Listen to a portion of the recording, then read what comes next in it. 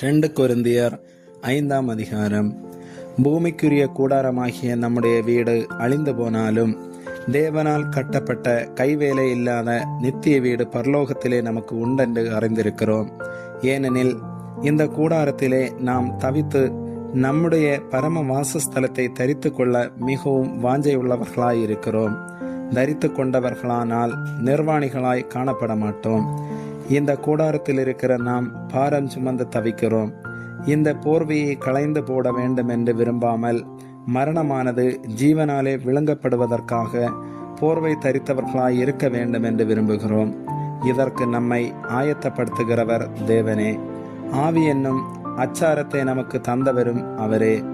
நாம் தரிசித்து நடவாமல் விசுவாசித்து நடக்கிறோம். இந்த தேகத்தில் குடியிருக்கையில் கர்த்தரிடத்தில் குடியிராதவர்களாய் இருக்கிறோம் என்று அறிந்தும் எப்பொழுதும்